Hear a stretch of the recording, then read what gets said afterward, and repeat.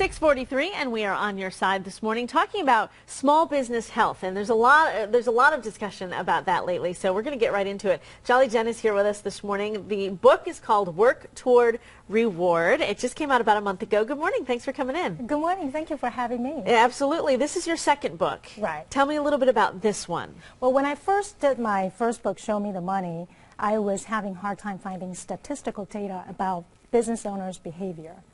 And therefore, I decided to do a 2-year survey on more than 100 people that I interviewed to come up with the results of my gut feel. And that is, majority of the business owners feel challenged to maintain a healthy profit margin. It's hard to do, isn't it? Yes, it Why is. is it so hard for them? Well, there were 23 mission-critical activities that we identified that unless the business owner intentionally doing it, they will not be able to create the profit healthy margin that ultimately will create equity value for the owners. Because you need that. I mean, a lot of people go into their own business because of the love of what it is that they're doing. Right. But they have to make a profit and they have to be sustainable. That's right. And at the end of the day, they have to consider to cash out at some point. However, majority of the people misunderstand cashing out as traditional retirement. For example, Facebook went on to the initial public offering earlier this year.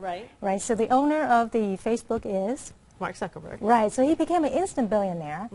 But do you think that he's going to retire anytime soon? No, ma'am. Right. So a lot of the owners that misunderstood that concept. As a matter of fact, cashing out is just one of the 27 methods that owners can utilize in leveraging that. At the end of the day, you want to have the ability to claim the reward with the amount of risk the owner take to go on to the business journey. Well, and unfortunately, and we see it often in the news, many businesses fail. Many small businesses fail. Right, right. 1 out of the 6 success. Wow. Yeah, so majority of them fail. And 95%, more than 95% of the business have less than $1 million revenue.